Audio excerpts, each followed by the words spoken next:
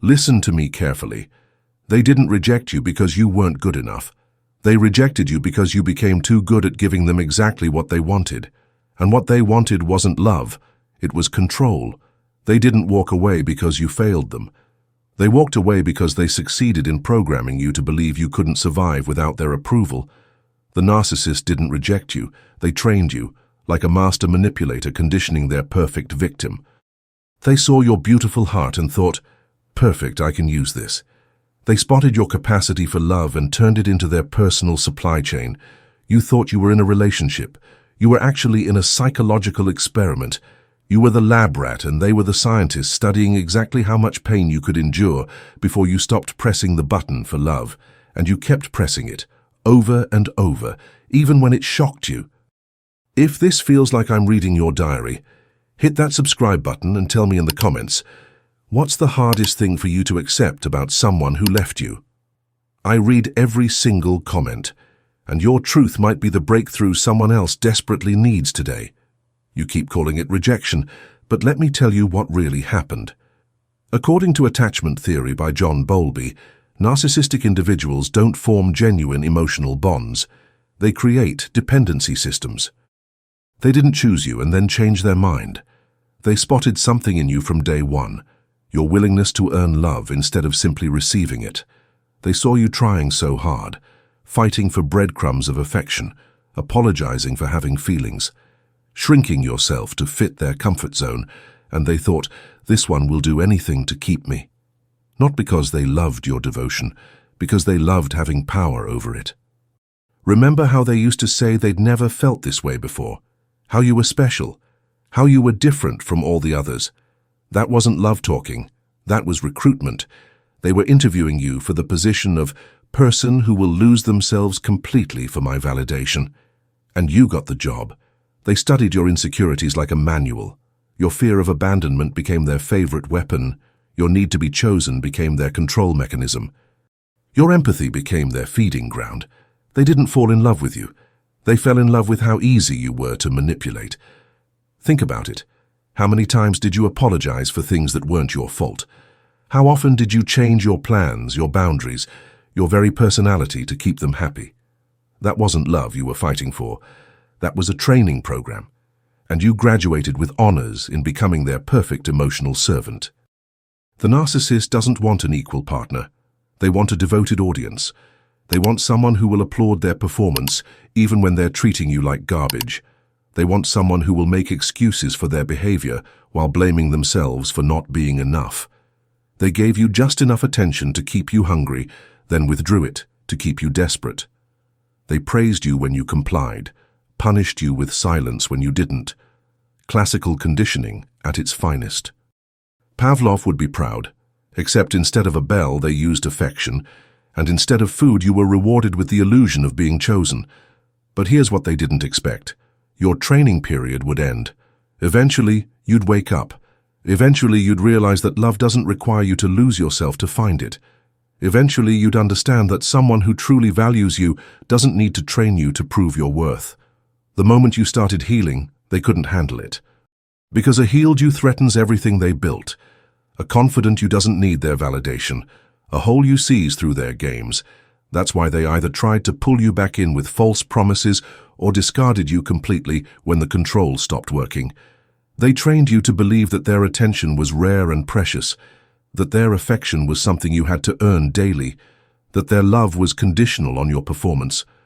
But real love doesn't work like that. Real love doesn't require you to audition every morning just to be worthy of basic respect. Here's what no one tells you. The person who truly rejects you gives you a clean break. They say, this isn't working, and they leave with dignity intact, yours and theirs. But narcissists? They don't reject. They harvest. They keep you in an emotional purgatory where you're never fully accepted, never completely discarded. Just useful enough to stay, just dispensable enough to never feel secure. They create a relationship structure where you're constantly auditioning for a role you already have, where you're always one mistake away from being replaced, where your value is determined by your performance, not your existence. Carl Rogers talked about unconditional positive regard, the foundation of healthy love, but what you experienced was conditional positive regard on steroids. Your worth became tied to your performance, your value measured by your willingness to diminish yourself for their comfort. You became smaller so they could feel bigger. The cruel irony. The more you tried to prove you were worthy of their love, the more you proved to yourself that you weren't. Because deep down you knew that real love doesn't require auditions, real love doesn't make you smaller. Real love doesn't punish you for having needs, wants, or boundaries. You knew something was wrong when you started walking on eggshells in your own relationship, when you began rehearsing conversations to avoid their anger, when you found yourself apologizing for existing too loudly in their space. Alfred Adler understood that we all have an inherent drive towards significance and belonging. Narcissists exploit this drive by creating artificial scarcity around both. They make their approval rare and their presence unpredictable. They turn your natural human need for connection into a weapon against your self-worth.